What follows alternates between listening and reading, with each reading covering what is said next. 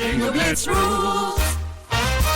If your bingo has ads in it, That's not a bingo. if it doesn't have the coolest tournaments, mini games, and the most breathtaking design, Nope, not a bingo. if your bingo moment makes you feel so excited that you just want to burst in joy and scream out loud, bingo! Sorry, so you're playing... Bingo Blitz? Now that's a bingo. Go for a world of excitement with Bingo Blitz, the #1 free bingo game. Download Bingo Blitz and play for free. Now that's a bingo. Streaming December 12th on Peacock. Paris Hilton and Nicole Richie are back That's hot. Loves it. for a show-stopping reunion that will prove putting on an opera is anything but simple. We're really good at this. One thing's for sure, they won't be upstaged. Good to have you back. Come on, we've got a show to do. Paris and Nicole, The Encore, a 3-part reunion special, streaming December 12th, only on Peacock. Let's hang out. Let's hang out. And let's talk about what Legends about. Let's hang out. And let's listen to two lesbians shout. Let's hang out. Let's hang out. Hey everyone, and welcome back to Lez Hang Out, the podcast where we aim to please. Noted. From the West Coast. You're welcome. From the West Coast, I'm Lee Holmes Foster. And from the East Coast, I'm Ellie Brigida. To those of you who have been with us through this whole journey, thank you as always for listening. If you're a new listener, welcome. We're excited to have you here. And here's what's happening this week. This week in the Lesdom. This Week in the Lesdom is a place where we can touch base each episode about things going on with the podcast or otherwise. We are so excited because we have She-Ra trivia coming up. She-Ra has been one of our favorite trivias to host, and we're so excited to host it again. February 18th and 20th. Make sure you check out our Eventbrite and Facebook page for more info and tickets. Other things we want to remind you about. Don't forget that we are still up for a Queer Tea Award this year. Yes, we are. As Best Podcast. Just a reminder, you can vote for us every day, 1 vote per device until February 16th. So don't be shy. We know how queer fandoms can do at fan favorite competitions. So, we're counting on all of you. We're counting on you, Teenage Bounty Hunters fandom, to freaking help us win this thing. Thank you. Did we mention we wrote you this amazing song? And can we spoil it now? I think they're going to probably die through the entire thing, but yes. Go vote right now because we got Devin Hales to sing you a Teenage Bounty Hunter song. All right? If that's not enough, we don't know what it takes. So don't forget, support us in the queer teas. Support us, please. And thank you. Love you all. In the greater Les universe, JoJo Siwa has come out. I know this is going to be maybe a few weeks after she came out, but it's all the rage with the Gen Zs. Lee doesn't know who JoJo Siwa is. I'm old and lame, y'all. I can't keep up. But I also do think Gen Z's got it figured out.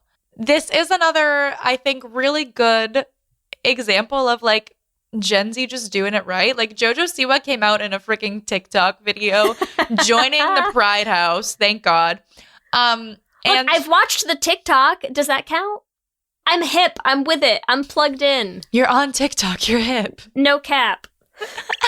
Oh, God. And I love to, to see this influencer, like a very huge Gen Z influencer, come out and have it be such a positive experience. It gives me a lot of hope. Seeing the youth response has filled me with so much joy. I love that part of it. Happy for her, happy for everyone who is, kind of just really having this resonate with them because I think it's great. So we also want to talk about the new Melinda Lowe book that just came out. It is called Last Night at the Telegraph Club. Full disclosure, I have not read it yet, but I am getting back into intentionally reading books in 2021, so it is on my list. I'm super excited. It's about 2 women falling in love in San Francisco in the 50s, and I am here for it. So I can't imagine it will not be amazing. Melinda Lowe is fantastic, and I'm just super excited. So if you haven't checked it out and, you're looking for something to do,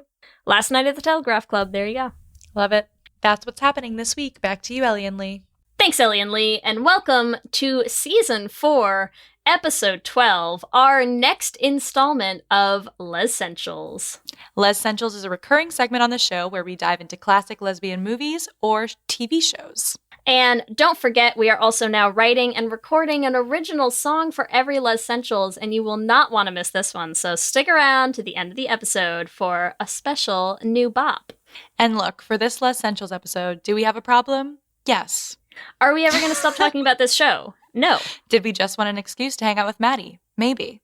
Either way, we are back with more of that sweet, sweet Teenage Bounty Hunters content, y'all, because we both can and will not stop talking about this show.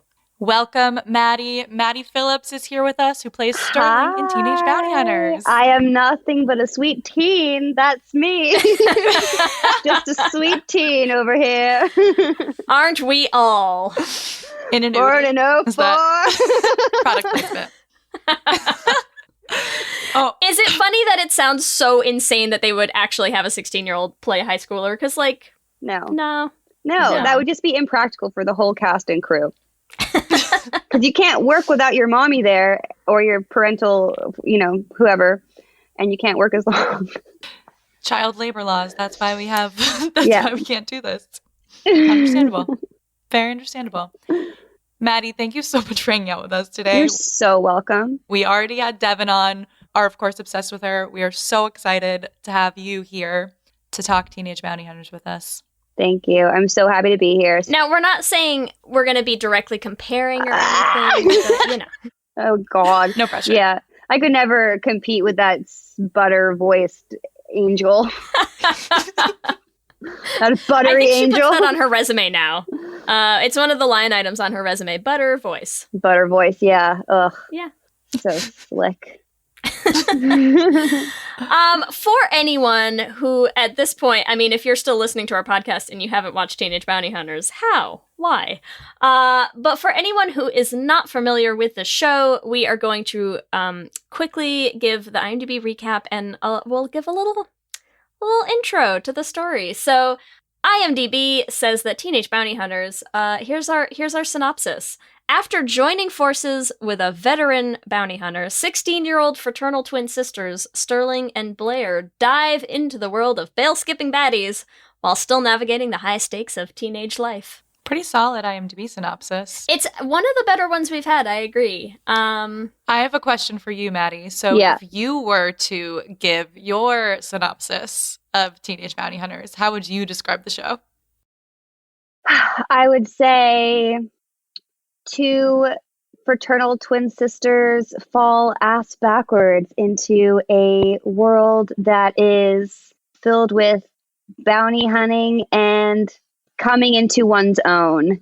Yeah. Coming into I like it. Coming into one's own. As well. Yeah. And coming into... Or coming out of something else. Coming out of things. There's a lot of coming into and coming out of. A lot of not coming into things either. A lot of both kinds of things. Yes. Just so much happens in this show. Yeah. I love it. Yeah. I think, too, when we had Devin on, we had her do her, because that's like what the show is about. But what about your Sterling and April synopsis? Oh, I'm trying to think of the Romeo and Juliet, like, opening two houses both in Fair Verona, where we lay our scene. Thank you. Yes. I would in say, Fair Georgia. In Fair Georgia, two young women discover each other and therefore themselves. Yes. Yeah. In Skates. Love it. I love it. I love it. So for this particular Lez-ssentials, we love Teenage Bounty Hunters as a whole, but this episode is going to be pretty Sterling April heavy because we are a lesbian podcast. Obviously, that's what we love. So we're gonna go through our plot of Teenage Bounty Hunters, which really is just the plot of Stepperel. Oh yeah, I mean we're focusing on the Lez-ssentials parts for sure. Yes. Hey, it makes sense. So let's talk a little bit about how your relationship with April Stevens starts. Well, it starts off. Wait, you mean like originally, like before, like the audience gets to meet them? Like when they were kids, or from when we meet them? Let's start from where we meet them, and we'll Where get you to meet them? Okay. where we find out the backstory. Right. So when we meet Sterling and April, they are nothing but, arch nemesises. Nemesi? At school, and that's where we meet them. Sterling doesn't want to have an arch nemesis. She just wants to love everybody, and she puts up with April and her antics, not without standing up for herself in the end. Anyway, we meet them in their arch nemesis. Yes, we meet them in their arch nemesi. I really like that new word that we have created. It makes perfect sense. I have a question for you. When you first started the show, did you know that it was going to turn into something other than what it started off as? No. Good answer. No, so I didn't. When did you find out that it was going to shift? I found out when I was on the elliptical at like midnight. I was really bad at time managing like my exercise when I was on the show. It's hard to because you're on set all day.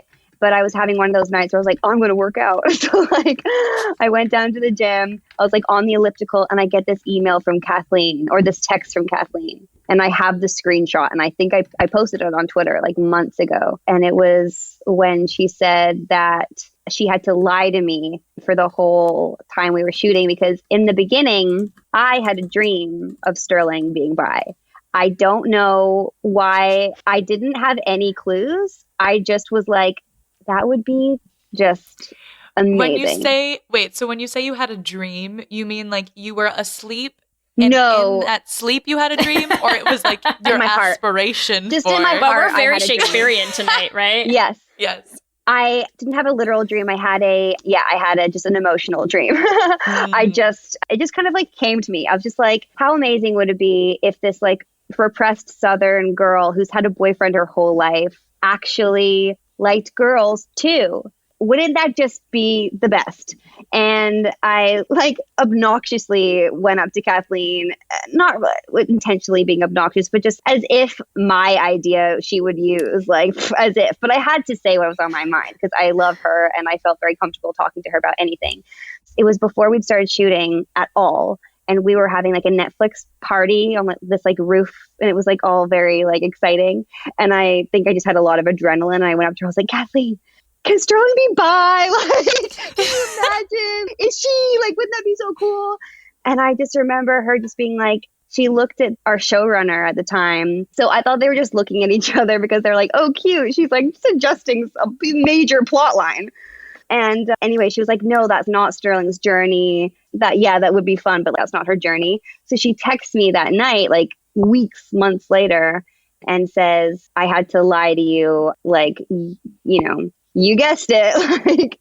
And that's so funny. But you guys, she sent me the email at 11:11 p.m. And anybody who knows me knows I'm like all about that spiritual shit. And I just was like, ugh, I freaking called it. Like I manifested this. Like so I just incredible. Like was just like on the elliptical, just being like, what is my life? Like this is the most amazing thing. What an honor to get to do this. It just was the most exciting thing. I was like sweating and crying. Like it was so cool. So let's run through, because the thing is when we meet Sterling, right? I mean, Sterling she's very there's not a lot of early signs, right? Like you don't get a lot of early indicators. Although I think a lot of us who like, and especially like I went in knowing all about like where the relationship was going to go and stuff. And so, I think a lot of queer people, you watch a girl in high school who is suddenly like very obsessed with the idea of like, I have to sleep with my boyfriend. And we're like,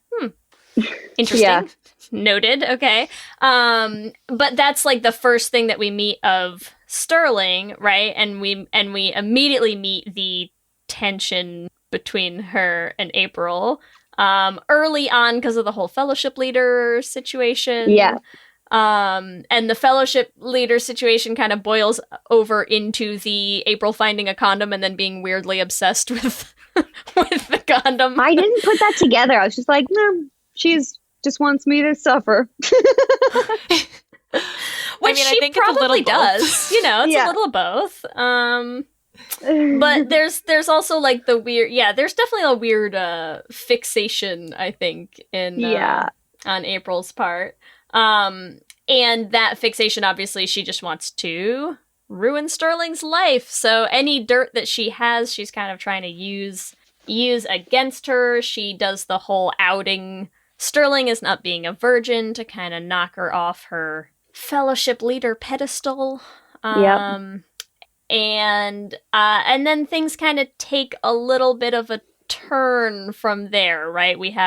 They start kind of working together a little bit more on things. So starting with, I guess, the memorial service because they kind of sort of plan that together, right? April sort of shoehorns her way onto helping with that and being very dramatique. Ridiculous. Yeah. But then it all kind of leads up to the debate tournament. Let's talk more about the debate tournament because that's obviously a huge turning point. What was filming that episode like for you? What was getting that script like? Come on. Yes. I have not been nervous as an actor in a long time because I have not had to do anything that's made me that vulnerable. I've never had to do, everybody was always like, oh, how is it doing a sexy? And I was like, it was funny and awkward. Like, they weren't meant to be these like passionate, intense experiences. They were in like closets and they were hilarious. And it's Spencer and he's just, everything he says is funny. It was fine. But you're also sharing the awkwardness with someone else, you know? Totally. This was so different because it wasn't meant to be funny. It was meant to be real. And it was just me. And I was scared. Maybe not scared. It was just a mixture of feeling vulnerable, having never done anything like this before, and really wanting to do it justice. I knew how important it was. I know that this never gets shown on TV. I felt the weight of this beautiful thing that I get to do and wanting to be like, I would hate if I wasn't proud of this moment. You know, like it's if I'm going to be cringing, then hopefully I'm like cringing with pride because it's real, you know? Were you when you watched it? Have you watched it? Yeah, I watched it. And I definitely added like some like humorous notes into it because it's Teenage Bounty Hunters. But at the same time, I was like, yeah, that's kind of how it goes. I did it. Yeah. So. Yeah, I can imagine that would be very nerve-wracking. That's like. Especially with just like these men like just in this closet with me. I just had to dissociate as you do as an actor, but even more so. So. Yeah, getting that script was crazy. I mean, that's a really hard scene to do. So, yeah, it was very exciting. And our director, Angela Barnes, was just a freaking queen. And she made me feel so comfortable. And I knew how important it was. But yeah, I was sweating. But it's also, it's incredible because, I mean, obviously, we've talked a lot already with Devin about just some of the ways in which Teenage Bounty Hunter is different representation than we usually get to see. And I think that journey, Sterling's journey in like, I mean, in so much of the whole storyline, but in that episode particularly, like, I think that probably actually resonates for a lot of queer people, right? That it's like, yeah, before you even kind of make sense of it all, and like before you're like able to kind of say it out loud, come to terms with it, tell somebody, kiss another girl, like you kind of have this, you know, like, maybe there's some other thoughts like percolating around in there that I'm not ready to deal with that yet, but I guess those are there. Interesting, you know, but it's not a thing, it's not what you get to see played out on our television screens very frequently, you know. Totally. It's so nuanced, and Kathleen was so amazing at writing those nuances where you're like, oh yeah, I never even articulated that in my brain, but that's totally a thing that happens. And this small thing is such a significant thing. And this moment is such a significant moment. Yeah. I'm like, speaking of small, significant moments, what about the arm grab? Oh, what, just like such a genius thing. Who would have thought that would be the thing? But again, yeah, I'm so proud of this show. And so I just feel like, you know, there's been like some, I won't say trauma because I understand perspective, but it was crushing to not get a second season. But it is such a beautiful thing. And I just feel so like honored to be part of something that has things like this, these moments like this, where you're just like, you've triggered doors opening in people's brains with this show, because they would have been like, oh, that makes so much sense. I'm not a freak. That is a thing that happens. I just think it's so cool. I don't mean to derail us from the plot, but can I ask a question, Lee? Do it. Because I know we're trying to go through the plot and we have more deep dive. We're doing a great job already. But, well, because you're saying that doors opening and figuring out things about yourself, have there been people who specifically reach out to you and have said these moments really impacted them? Yeah, totally. I mean, in the beginning of all of this, I was advised to not open all of my DMs and to exercise boundaries and whatever. And I was like, okay, I appreciate that. But these messages that I'm getting are so heartfelt and meaningful and honest and vulnerable. And I can't not respond to them and read them, because so many of them are saying like, oh my God, I was like raised in a Christian environment and I never let myself explore these feelings, and this really opened my eyes and it's totally changed my life. And I know that there are some people that will say things to get you to respond to whatever, but the sheer amount of messages that have been so similar with such personal, you know, details and whatever, I'm just like, this is so special. And yeah, it's definitely like one of my favorite things about all of this is that I'm like, oh, this is more than just a show.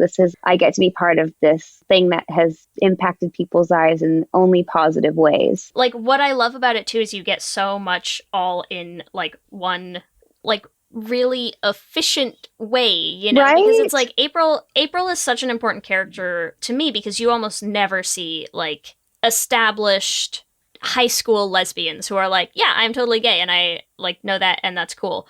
But at the same time, it's like you get that paired with what I think probably resonated with like so many of the younger viewers of this show, which is like that realization, and that realization in Sterling's story that's done in like again in a way that it's just this switch that flips in her, you know, and she goes from this like, I'm obsessed with my boyfriend and here's my boyfriend and I'm sleeping with my boyfriend and have you met my boyfriend, to just, you know, all of a sudden being like, oh, wait a minute. You know, and I think that there's this idea a lot of times that like it can't be that instantaneous, you know. It's like, no, you have to like do all your soul searching and your things and years and decide and think about it, and like, no, it's like probably a lot of people have that moment where you're like, wait, something has just like the synapses have fired in a way that they hadn't fired until just now, apparently. Something different has happened, you know? And I think that, like, it's getting to see all of those things, like the different stories that they all bring in and, like, how it all progresses from there. It's magic. Yeah. Everything's magic, you know? Yeah, totally. With the janitor closet scene, Kathleen made it really clear to me that Sterling doesn't feel any shame afterwards. She was like, make sure that when you finish, you just go, huh, okay. Instead of, oh no, you know? And I was like, okay, sick. And I feel like she just accepts it because, number one, she just has this unwavering idea that God will love her no matter what. And so no matter what, she has sex before she's getting married. That's okay. I know God loves me and I love him and it's all fine. And so that just goes across the board for everything. And I think that's such like a pure thing. And like, I'm not religious at all. And we differ in that sense, but I think that's such an endearing, beautiful thing to just accept yourself fully and know that it's all good and that your existence is valid because you're alive. And I resonate with that. And also I do think that I remember who brought this idea to me. Somebody did. And they said, do you think that because she's always had Blair in her life, who's always been there for her and never judged her no matter what, you think that maybe that's why she just, and I think totally, I think she is probably just one of the very lucky people who just go, people will love me no matter what. So it's okay. I love that so much. And now I'm getting emotional.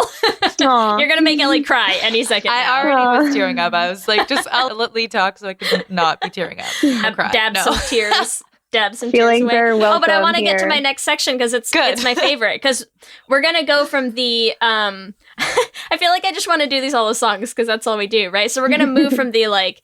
When I think about you, I touch myself section of their story to the I'm sorry for simping, but simping so part of Sterling's story, because that is like 100% where she goes next, right? She's just like So true. a doe-eyed, hard. love-struck teenager trying desperately to figure out if April is going to have any interest in like what she's putting out there right now. Yeah, totally. And I kind of love it, honestly. Like, those are some of my favorite scenes between the two of them because they're just so perfect. Like, they so perfectly capture that moment of, like, what I think every, like, queer woman, especially, but queer folk in general, I think, have gone through, which is, like, how do I tell? Gay panic. What do I do? Yes. How do you know? It is like all of that just happening between the two of them, and I love it so much. Yeah, totally. One of the memes was just like me doing, apparently I do this, well, not apparently, I've seen it now, it's been brought to my attention. This weird, You're like, it's been gift. It has been this like weird sniff thing that I do, like when I'm talking to her, as if I'm like when we were sitting down, I'm just like, oh, like you smell so good. And I do that a lot. Totally. So I'm so happy that that's there. I love it. Well, I was like, I love that this has been brought to my attention. This is great. Do you get self-conscious at all when you see some of those memes? You know, like when somebody points out like, oh, you do this thing, and then you're like, oh shit, do I do that? Or you love it, you embrace it? It's been a journey, to be real with you. Before the show came out, I was so scared. I've had body dysmorphia for years, eating disorders, all these things for years. I don't know many people who ever fully come out of the woods with that kind of thing. And I was so terrified about how much I would hate myself when I watched this that I kind of got myself into such a state before. And then when the show came out, we got to see it before everybody else, just secretly. I watched it and I was so happy, but at the same time, I had this time where nobody was validating anything about it, nobody giving any feedback. I didn't know how it was. I knew what I thought. I don't fucking know anything. I'm a newbie with like this world, and I just was so scared and was like feeling all those negative things. And then I think I had to keep reminding myself that like, this isn't the reason why I do this. I know that this show is going to bring so much joy and hope to people. I know that it fulfilled me in so many ways. There's nothing I can do about what people perceive of me. And I just have to trust that I did a good job and that this was all meant to be, because this whole experience has all felt very synchronistic and meant to be. And so I was like, nothing but good can come from this. I just know it. So by the time it actually was out, I'd kind of exhausted all of the potential feelings that I could feel when it comes to judgment of myself because of myself and anything like that. So as soon as it came out, of course, I was like braced for whatever negative bullshit would come my way, and none came. Truly none came. And I was just overflooded, is that a word, with love and support, and seeing all these people. I was just like, oh, Maddie doesn't exist here. Like, it's Sterling and the story.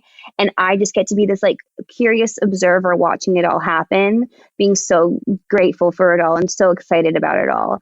And so now with any silly gifts or memes or anything like that, I truly am just filled with so much like gratitude and joy. And I just see it for like what it is. And like, I'm as big as fan of the show as anybody else. And so I'm just like loving it for all the reasons why the people that make them love it. So I feel like, yeah, bring it on. I love them. And I'm so happy that I do, because I would be missing out but on a just real the fan best of the memes in the show, world. a real fan of the show might have made their own like fan vids already, Maddie. So like you gotta start producing stuff. Come on. Oh, you guys, before the trailer came out, I made a trailer for the show and sent it to everybody. I literally have it on my computer, and I'm honestly so proud. Release I it. might. Literally, it's just like me videoing my computer screen with the "don't share this" sticker on it or whatever. It said like Oh my property of God. Netflix. Yeah, I might do that. I love it. I would be allowed to. So. Drop the remix. So Maddie's way ahead of all of you, like on standing the OG, standing her own show. I mean, yeah, I've had people on my Twitter be like, "You tweet like a Stan account. Like, drop your Stan account now, Maddie. We know you have one." I'm like, I don't have one. It's my regular account. Yeah. Yeah. I'm just a young millennial. I'm in it like all y'all. So while we talk about the most frequently memed and gifted scenes from Sterling and April's journey, we're coming right up on our first kiss between these two, in terms of where we are sort of loosely trying to give the plot of the story. Yes. So let's talk about, because we got to hear like Devin's account of first watching that scene, right? Like actually seeing like the final product with like how it's edited and the music and the whatever. So give us a little bit of your take. What was it like filming that scene, and what was it like watching it when you first got to see like how it actually came out? Oh, I was so excited and like nervous, not because I had to kiss Devin, but because like I'd already done the janitor scene. Like I can kiss Devin, but just because easy, easy.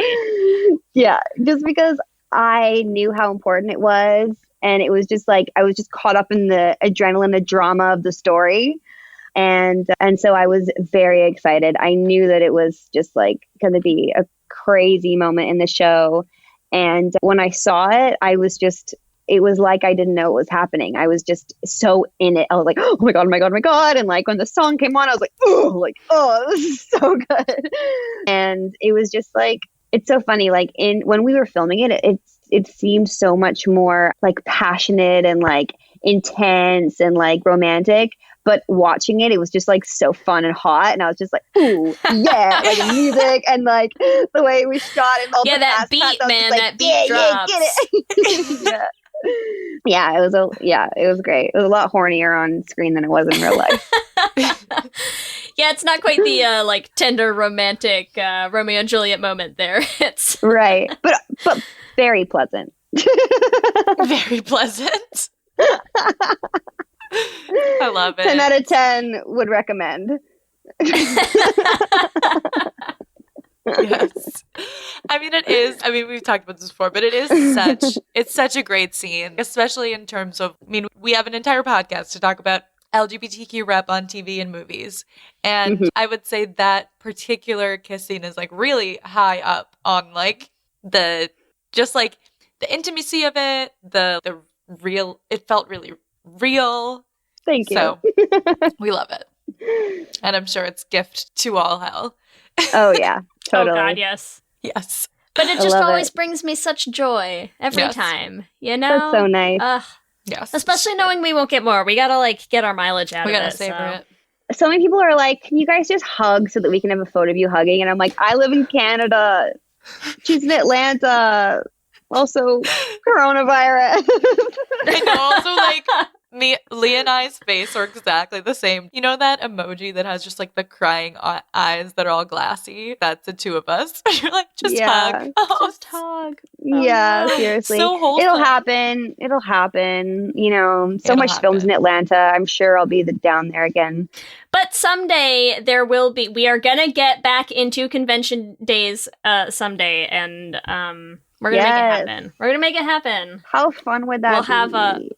I would not be surprised if like Teenage Bounty Hunters fans could literally pull an entire Teenage Bounty Hunters convention together, and there would be a lot of people there. I have so much faith that would be a thing. I would love that. I have a vision board with the Hunger Games convention bench table thing amazing. On it, and I'm just like, oh yes, wouldn't that be great? You can get there whenever. 3 years from now, I'm like, whenever that's possible. Yeah. It will happen. So okay, I'm gonna real quick. I'm gonna finish our plot for us, Ellie, and then we can dive into more discussion. Sound good? Sounds good. Okay. They kiss. They go on a super cute date to like the arcade, and they play skee ball and talk about their feelings and their identities, and we all melt a little bit inside at how cute they are. They have this whole secret relationship where they're like dating and no one knows about it, and they're calling each other, and they're super cute, and neither one of them wants to hang up the phone, and they're kissing noises, and I love all of it. And then they rip our hearts out of our collective chests. With that last episode. I can't. Yeah. I can't. How very dare you, April Stevens? Yes. Unacceptable. Right? Everyone's decide. Not everybody. I had a few fans message me and just be like, whose fault was it, Sterling or April? And I was like, who initiated it? And I was like, April, the breakup. And they were like, what? And I was like, obviously she did. Just be a little bitch. I'm like, what? Well, because also Sterling was so like 100% in. I think that's also you were talking about this before. What's so great about the show is, like you were saying, Sterling is, I don't care. I like you and I don't care what other people think. And that's so refreshing to see in especially like a high school lesbian relationship. Yeah, totally. But I get it. I get not wanting to come out, but... Well, yeah, I think obviously both sides of that story are super valid and like real, but it's also really cool to see like that there is like an option for high schoolers of you could feel this way and not be stressed about. Seriously. Yeah, I'm so happy that was a thing. Yeah, that never happens because that's not dramatic and whatever, but it's just as enjoyable and fulfilling and engaging and exciting to watch when somebody is empowered. And it's I was so happy that was a thing. Yes. Well, it's because also, I mean, there's still drama in figuring out you have a crush on someone in general. Exactly. It doesn't have to be so negative. Yeah. Yes. Agreed. Yeah, totally. All right, so let's dive into more discussion. Okay. Liam. I have so many things. Hold that thought. Let's take 2 seconds. We're going to hear from some sponsors, and we will come back and dive into our discussion about Sterling and April. This episode is sponsored by BetterHelp. And as we head into Thanksgiving time, I want to start by thanking my wife, Kelsey, who has not only listened to just about every episode of this podcast for 8 seasons now, but who also is the only reason I'm able to make time to record it every week. She takes the kids, gets them dinner, and gets them ready for bed, just so that Ellie and I can come on and yell about gay things into each other's faces for an hour. So here's a reminder to send some thanks to the people you're grateful for in your life, including yourself. I've been in therapy for a long time now, and one thing that's so important about therapy is how it teaches you to be more intentional. And being intentional about gratitude and how to show that to the people you appreciate is just one of the many benefits that I've gotten from therapy over the years. If you've been thinking of starting therapy, consider giving BetterHelp a try. I know how hard it can be to find time for regular therapy, and BetterHelp is designed to be flexible and convenient for your schedule. You can fill out a brief questionnaire to get matched with a licensed therapist, and you can switch therapists at any time for no additional charge. If you want to start being more intentional about gratitude in your life, visit betterhelp.com/lezhangout today to get 10% off your first month. That's betterhelp, HELP.com/lezhangout. Let's hang out. For many businesses, the holiday season can be both an exciting and stressful time. With so many balls in the air, one thing you definitely want to know you can rely on is how you're selling your products. And with Shopify, you can rest easy knowing it's the home of the #1 checkout on the planet. Nobody does selling better than Shopify. And when it comes to successful brands like Aloe, Allbirds, or Skims, an often overlooked secret is all the things that go on behind the scenes that make selling, and for shoppers, buying, simple. For millions of businesses, if you take a peek behind that curtain, you'll see that Shopify is what makes it all possible. Shop Pay boosts conversions up to 50%, so that's more happy customers and way more sales going. It's true all the time, but especially this time of year, your commerce platform better be ready to sell wherever your customers are scrolling or strolling. on the web, in your store, in their feed, and everywhere in between. Businesses that sell more sell on Shopify. Upgrade your business and get the same checkout we use for Realm merch with Shopify. Sign up for your $1 per month trial period at shopify.com/realm, all lowercase. Go to shopify.com/realm to upgrade your selling today. Shopify.com/realm.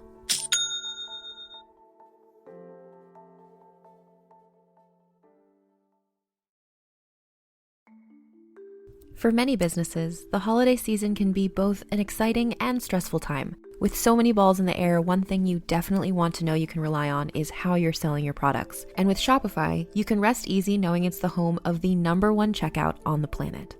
Nobody does selling better than Shopify, and when it comes to successful brands like Aloe, Allbirds, or Skims, an often overlooked secret is all the things that go on behind the scenes that make selling, and for shoppers, buying, simple. For millions of businesses, if you take a peek behind that curtain, you'll see that Shopify is what makes it all possible. Shop Pay boosts conversions up to 50%, so that's more happy customers and way more sales going. It's true all the time, but especially this time of year, your commerce platform better be ready to sell wherever your customers are scrolling or strolling, on the web, in your store, in their feed, and everywhere in between. Businesses that sell more sell on Shopify. Upgrade your business and get the same checkout we use for Realm merch with Shopify. Sign up for your $1 per month trial period at shopify.com/realm, all lowercase. Go to shopify.com/realm to upgrade your selling today. Shopify.com/realm.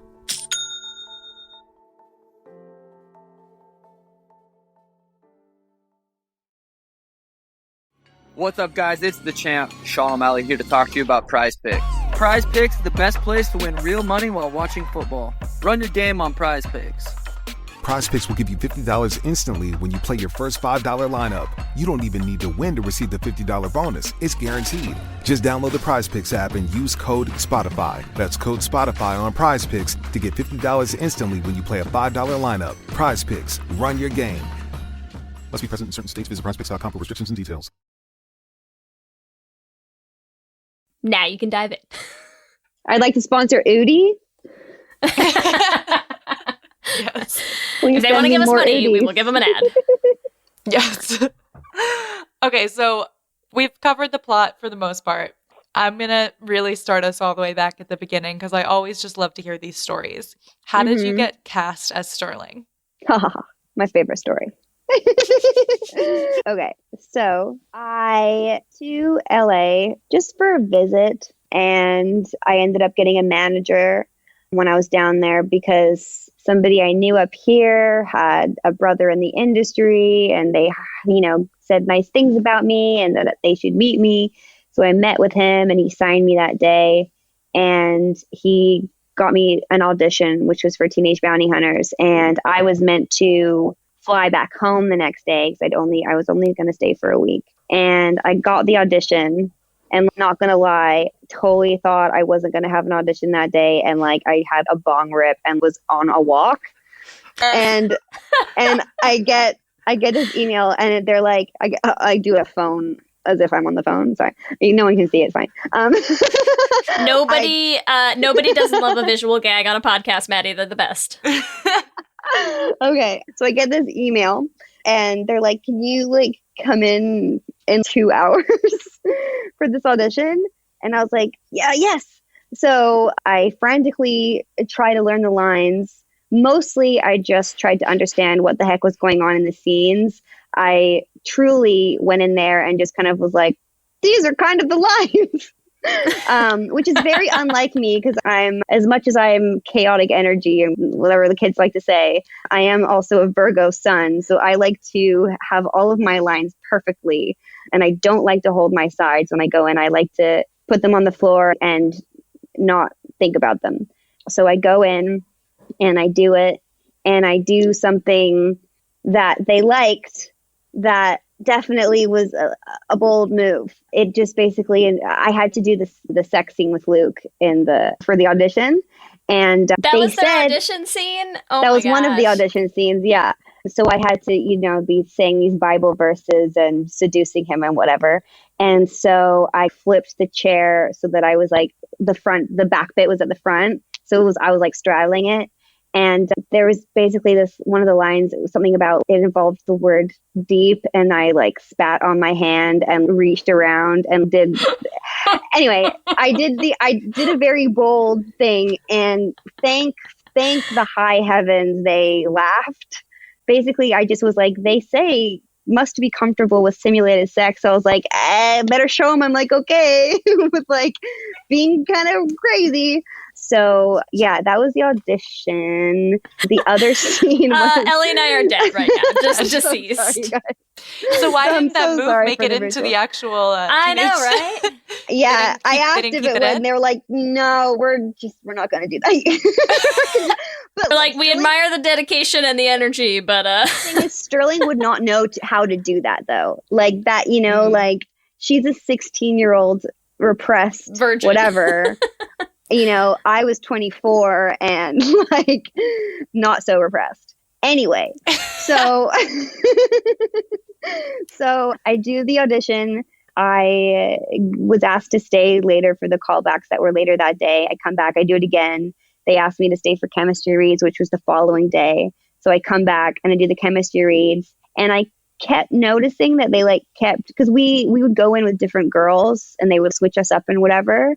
And they never, sometimes they would make someone come in and they'd be like, all right, you're going to read for Blair this time. Okay. But next time you're going to read for Sterling. So they didn't know who would be who, but they kept bringing me in for only Sterling. Like I never read for Blair. It was always for Sterling. And then they were just like asking about my visa that night. And then I booked it the next day. So it was a freaking whirlwind. Like I kind of was just, you know, doing my little guest stars and Lifetime movies up here. And then I go to LA thinking I'm going to just have a visit, and I'm going to Atlanta the next month. Oh, and then I also had to go to New York for chemistry reads to find Blair, because that took like a whole month. That's so crazy. Yeah. So I feel like I really want someone to just give us the like mockumentary of your casting story and Devin's casting story, because they're both fantastic. Like I'd watch those movies.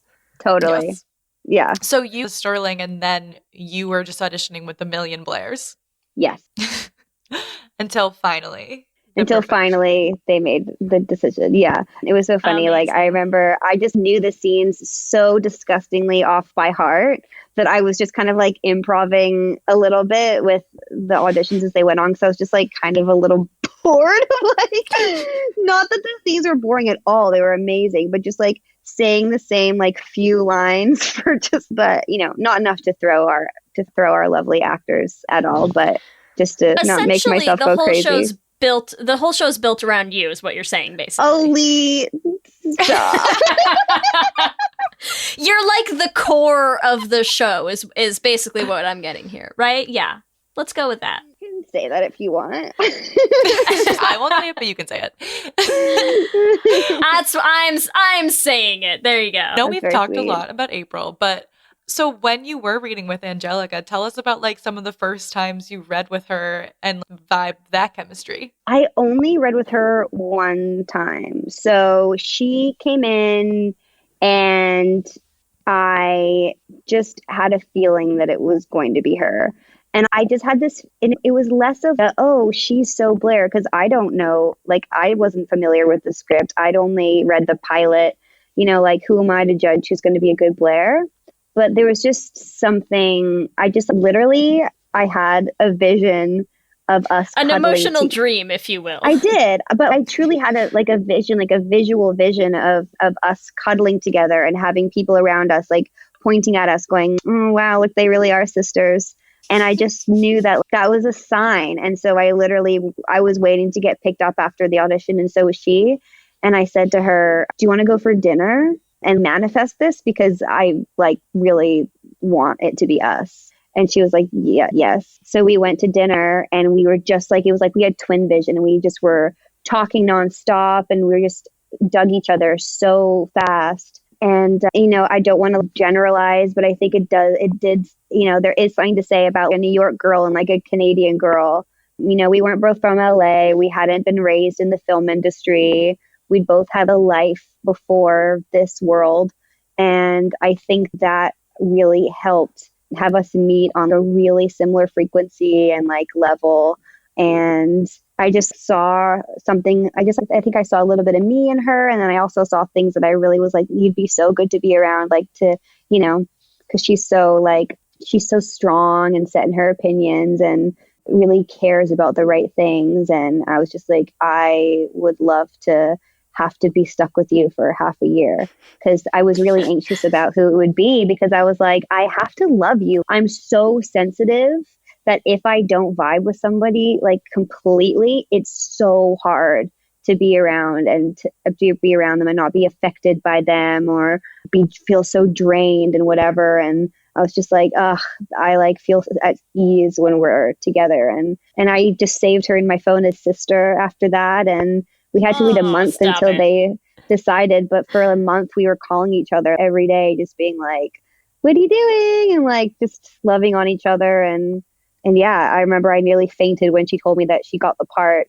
So I was just like, oh my God. Because there were so many girls that were like, they would have been brilliant. And I'm happy to say that I remained friends with some of them. Like we exchanged Instagrams, and, you know, one of them is an incredible actor and filmmaker. And she just put out this movie and it's so great. And I've been like supporting it and stuff. And they're all so great. But there was something magical about when we auditioned, and it like, you know, everybody, you know, writing articles and stuff say they can see it. And it was like, oh, it's so cool when you feel something and then it's reaffirmed by somebody else, you know, and such a cool thing. Yeah. Bringing up sisters is a surefire way to just get to Ellie's heart anytime. I know. Aww. Do you have any siblings? No. So like Angelica's really is like your surrogate sister.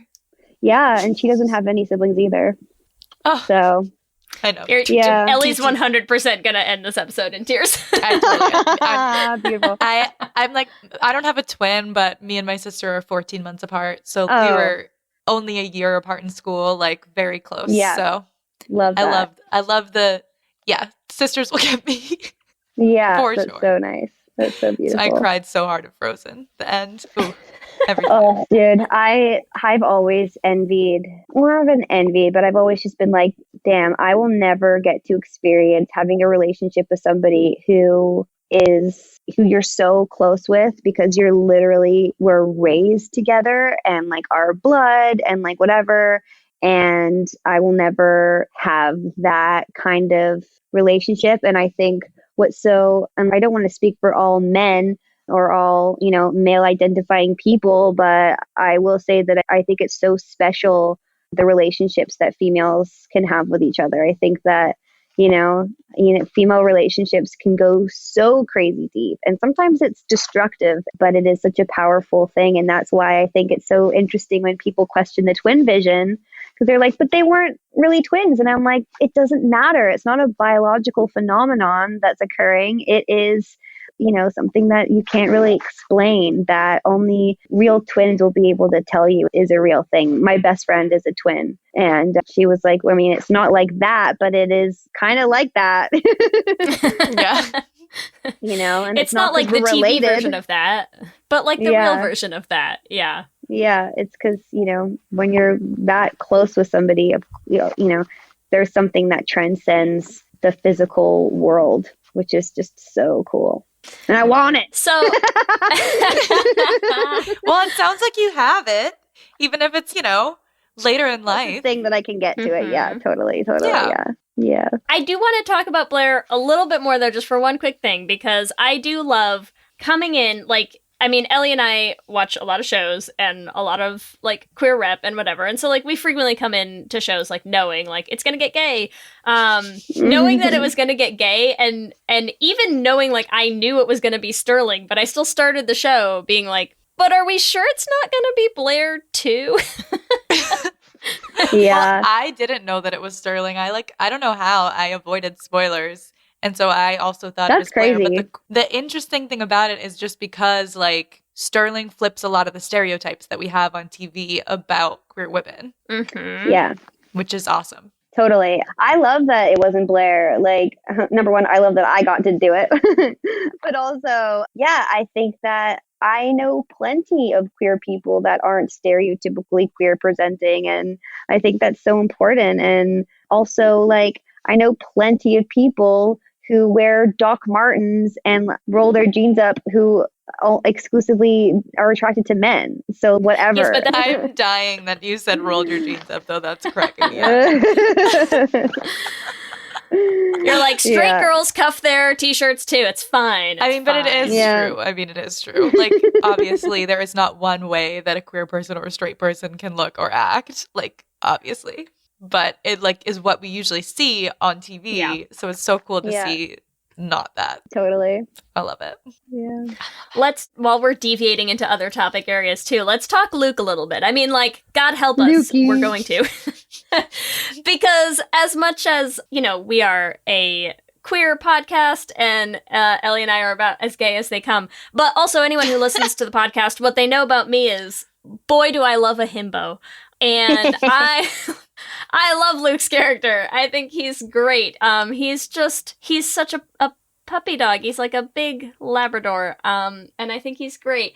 But also, I think it's such a cute storyline in some ways of like they're you know, like we've been dating for years and they're so sweet together. So we have to ask, like, the whole high school sweetheart thing. Did you have a high school sweetheart, Maddie?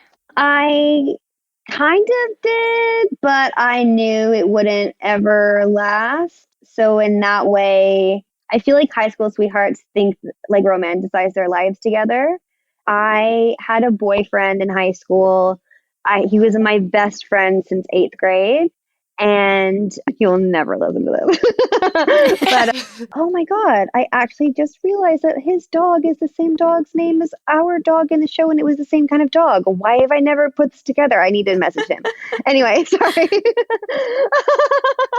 Wow, Chloe, that's so funny. Anyway, so yeah, we were best friends in like grade 8, and I remember first of all, I had a crush on him before we were best friends, and I remember going to the skate park and just like watching him and his friends skate, you know, waiting for him to talk to me. And then like we went to the movies one day, and I remember afterwards he texted me and he was like, "Hey Maddie, sorry, but I just don't like you like that anymore." And I was heartbroken. I was like, because I was so hyper that day and like that day. and I just remember I was like, you know, being random XD. And then we kind of, you know, we grew up a little bit. I did the whole sneaking out of the house thing and parties and all that kind of thing. And we ended up like getting together one night. And so we started dating after that. So it wasn't like, we're going to be married and like all these things. It was just kind of like a friends into more because we're, you know, and it was great. But I always knew I had these big dreams. I always knew that they weren't going to happen in Perth. And so I just kind of knew that it wasn't going to last forever. It was really sad when I left. Like I cried the whole time, like on the plane going home and whatever. But, you know, I definitely didn't have Sterling's experience, but like I did have the experience of having a boyfriend in high school, I went to an all-girls school though. So I didn't have the boyfriend who was with me all the time. Like I saw him on weekends. Yeah. Is it weird trying to like tap back into that place in your life when you're like in your 20s to film a TV show? Honestly, no. And I think the reason why is because it's so like I know that we change a lot as we get older, but we also kind of don't. You know, if I really think back to being 16, it's the same. I have my same eyes are seeing the same shit, you know, like everything's the same. Things are just more intense because you don't have that expanded perspective.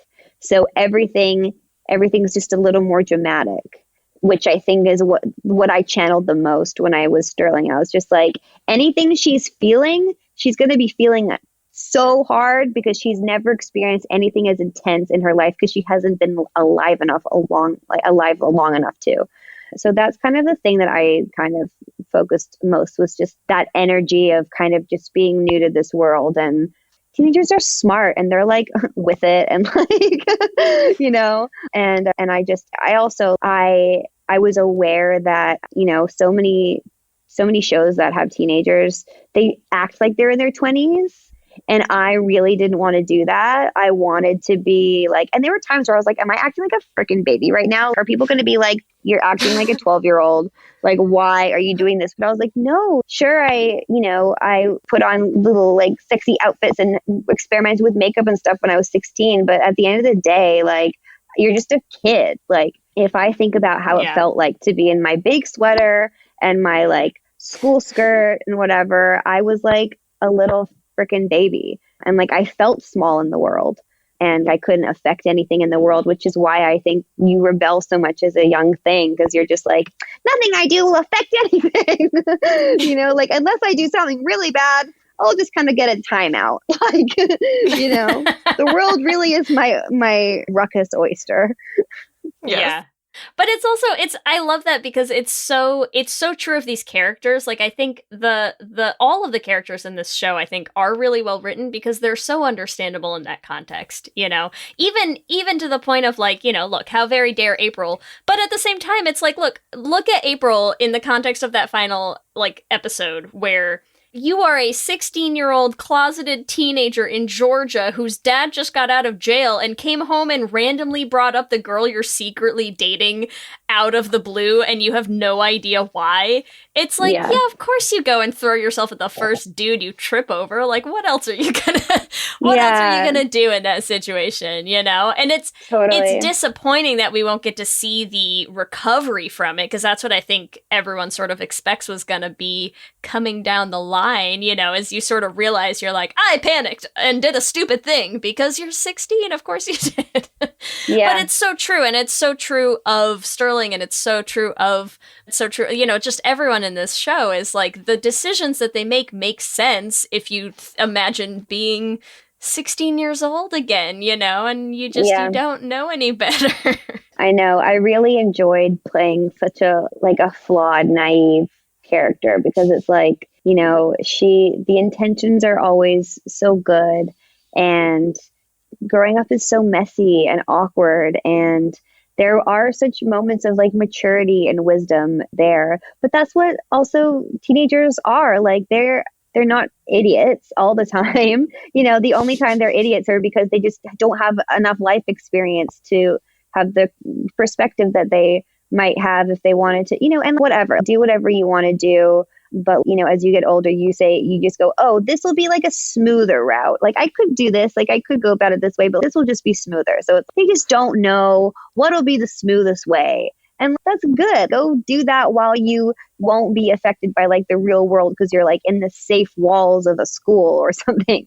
But it was so like such a free feeling to play a character who just is just in the throes of figuring it all out. And like, I've played teenagers and high school kids before, but never with this much of, you know, this much material.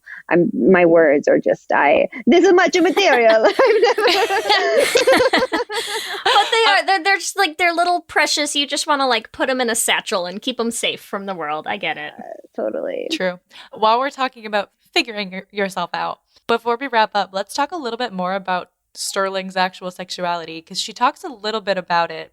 How do you think like she identifies herself? I think that she just is feeling whatever she's feeling in the moment. I feel like she would have heard of the term bisexual, but the fact that she doesn't say it, I feel like it just doesn't resonate with her. She just doesn't feel as aligned with that term as she does with the fact that she likes whoever she likes, and that's what's important to her and significant for her. I feel like she has thought less about how she wants to identify and more about really just the feelings that she's having and what she wants to do about them. And I think that's so cute. And I think that's just so nice, because you don't have to explain yourself to people if you don't want to. You know, do whatever you feel like doing. If it makes you feel better to have like a label on it, then that's so great. Like, for example, I haven't been like properly diagnosed with ADHD. Pretty sure I have it. But for me, I don't feel the need to be told that I am that, because I don't think it'll affect me or change anything. I don't want to do anything about it. I don't want to like go on medication or anything. I just, you know, this is, you know, how I behave in this world. And if somebody wants to say, you are this, then I'll be like, okay, if you want to say that, sure. I don't want to say, don't say that to me or don't call me that or whatever, but I don't feel the need to say that I am this or I am that. That's where I feel like I me and Sterling are so similar is that I'm like, I am a multifaceted being. Like I am everything all at the same time. And that's just what feels good to me. And for a lot of people, it makes so much more sense to articulate something and say, okay, and organize their brain, say, this is what I am. And I like to call it this and whatever. And that's so great. But I feel like with Sterling, it's for the moment anyway. I mean, she's just figuring it out now, but now she was just figuring it out then. And yeah, gotta exactly. go get her. Exactly. She doesn't have to worry about the rest of the female population. April's the only one that matters right now. That's that whole thing about, are you like 50-50 or like 60-40 or whatever? It's just like, who the fuck cares? Who do you like right now? Who are all these other people we're considering? What? Yes. Who has the time? Who are these theoretical 60 women? Like, I need to see them. Yeah, I don't know. Line them up and then I'll be able to tell you. How the heck do I know? How am I meant to know? That's amazing. I'm dead. Is it time for Q and Gaily? Do you have any other questions? I don't know. I feel like I want to leave it there. I love it. I want to talk about this show for days. That's all. So, no, I think that's good. Is there anything else that you want to leave the listeners with, Maddie, about the show, about Sterling? Anything on your heart right now? I just want to tell everybody that we are just so appreciative, and you're never annoying us when you DM, so stop apologizing. Stop saying I'm sorry that I'm annoying you or I'm bugging you, because we really love it. And if we don't get to your message, I'm so sorry. There's just a lot, but we really do appreciate all of you. And I also would love to say just thank you so much for always just being so nice and supportive. That was one of the scariest things about the show coming out, I'll speak for myself, for somebody who's never been in this position before. Not that it's strikingly different, we're not Emily in Paris over here. But don't get us started. Don't do it. Life has changed a bit, and it was scary to think of that happening because it's something that is in the unknown. But it has been such a pleasant, beautiful, fulfilling, lovely experience, and I'm just like so freaking grateful for everybody. And yeah, that's about it. Just all the love in my heart. And look, as we told Devin, and I'm sure you have realized, is queer fandoms, man, we fall fast and we fall hard and we follow you for life. Forever. So you are now stuck with a very loving group of people.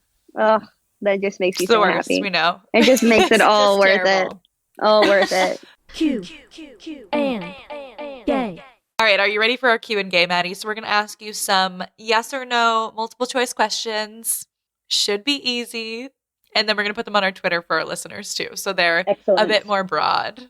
Excellent. All right, so question number 1. Would you make the first move or wait for them? I would. You're the first move? Yeah. Of course. Take charge. We like it. Question 2. What would be your ideal date? A, skee ball. B, laser tag. C, froyo. Or D, a school sleepover? Hard one. There's no wrong answers. Laser tag. It was between laser tag or school sleepover, but laser tag. But would you play laser tag, or would you just make out while kids ran around you playing laser tag? Oh, I would play laser tag. Okay, I would. There you go. But there's something, like, I've always been so scared of hide and seek.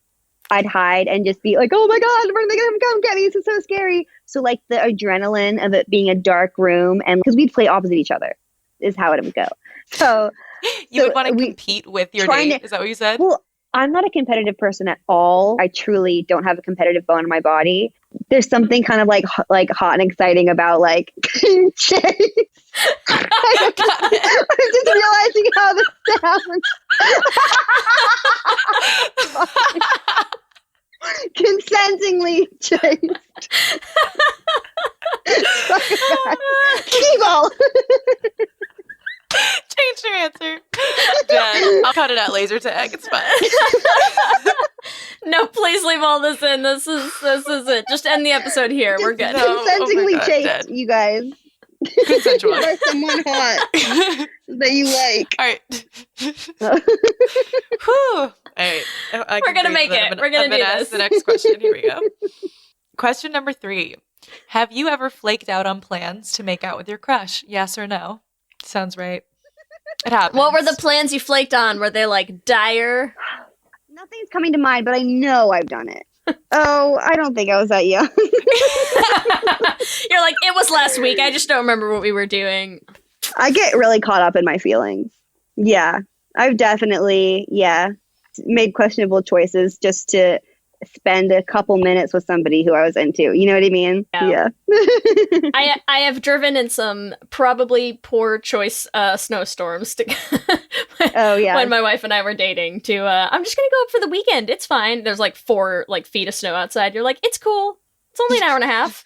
Totally. Yeah, absolutely. It doesn't matter how cold it is, how high the window is that you're sneaking out of. All worth it. Oh, there's some stories that I wish we had time for, but maybe, another time. Yes, next time. No life, you guys. Question Just bring 4. me back later. Yeah.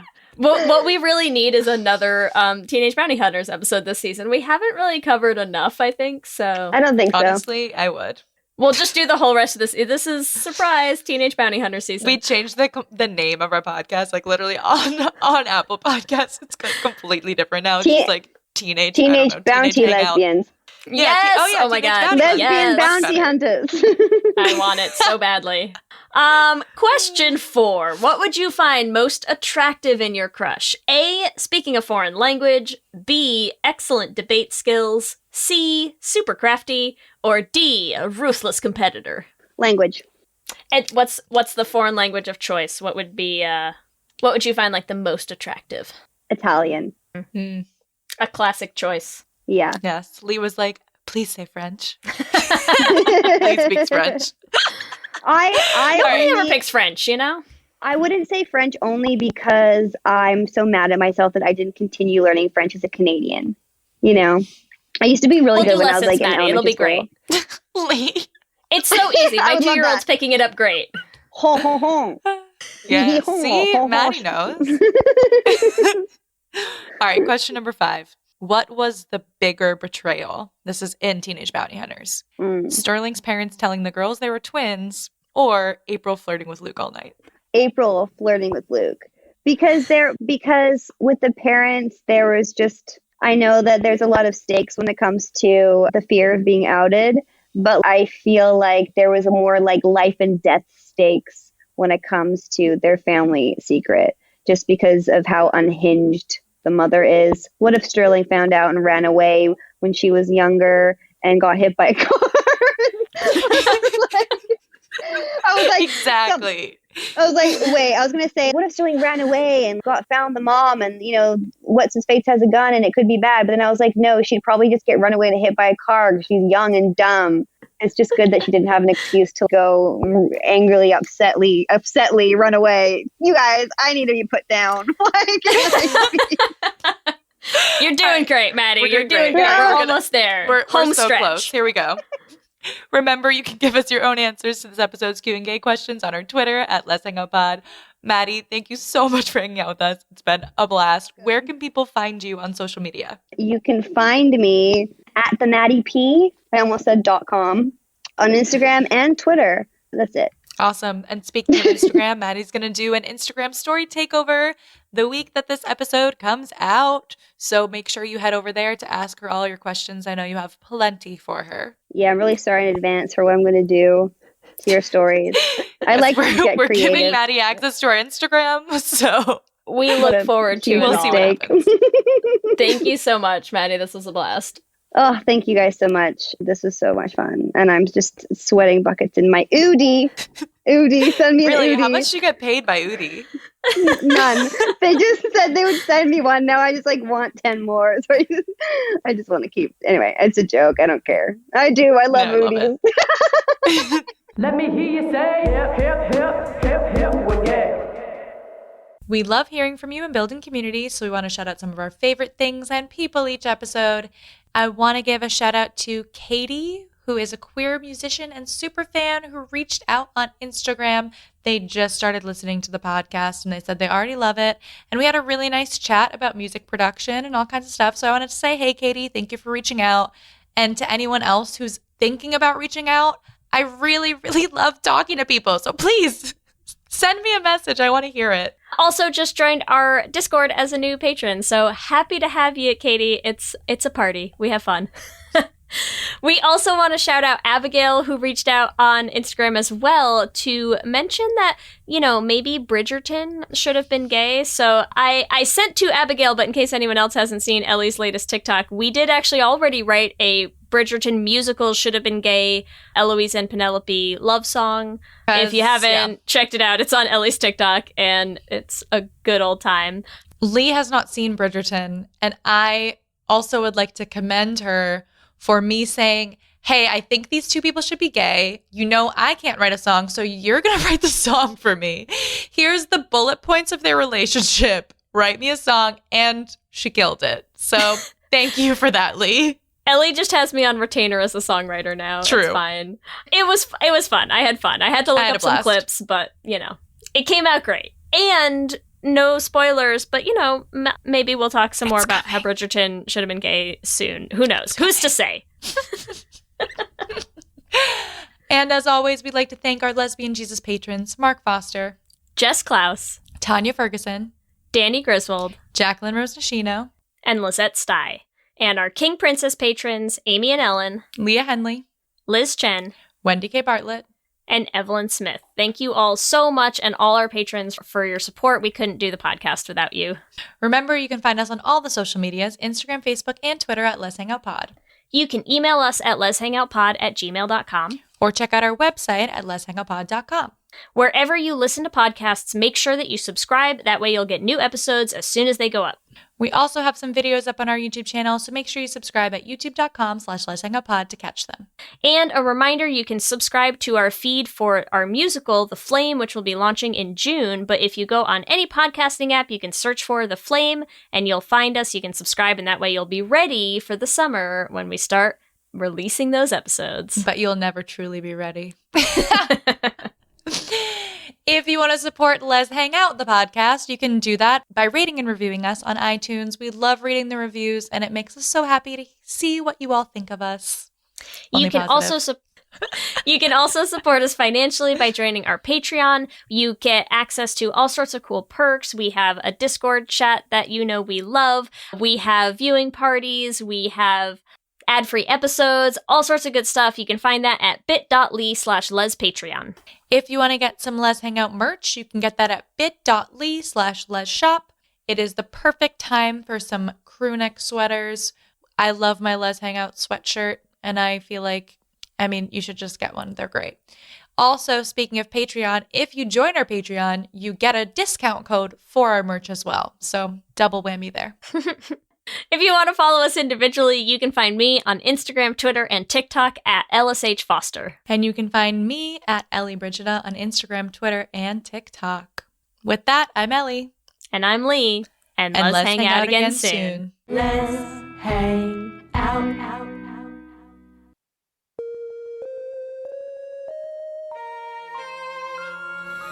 Picture me sitting on a swing. I got my heart broke. Only 10 years old, and baby, can you see things I only think when I'm alone? I hide all the time. Got to live a lie, no matter how much it eats me up inside. I've got my heart in my hands and my lips beating out of my chest, and I just can't hold it back anymore. It wasn't part of the plan when we kissed, going out of my head, 'cause I never felt this way before. Want more, I want more.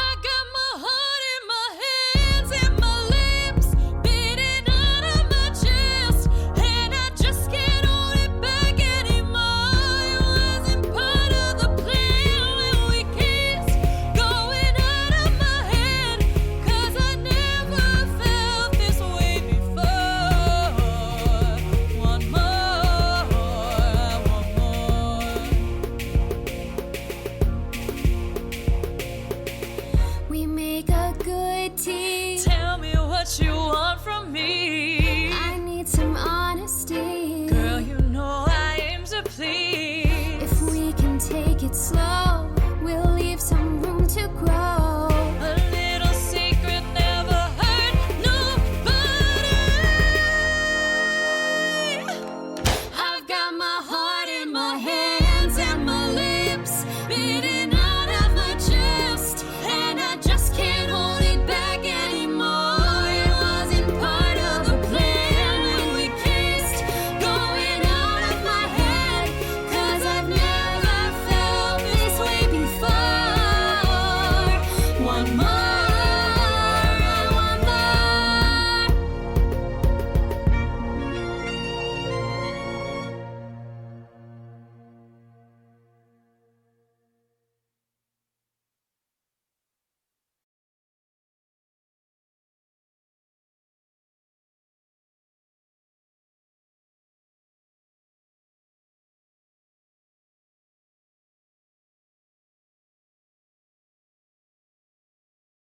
Buffet brawlers, glory holes gone wrong, cannibalistic castration cabins, public poopers? These are just a few of the crazy topics you'll hear covered on Excuse Me, That's Illegal, the pettiest podcast around. Whether you need a break from all that murdery true crime stuff, or just enjoy hearing hilarious stories told in a unique way, I got what you need. I'm Leroy Luna, your fearless host / chauffeur. So come hop in my minivan and let's go for a ride. I promise you probably won't be disappointed. Excuse Me, That's Illegal is available on Apple Podcasts, Spotify, basically everywhere you consume podcasts, with new episodes dropping on the 10th, 20th, and 30th of the month, baby!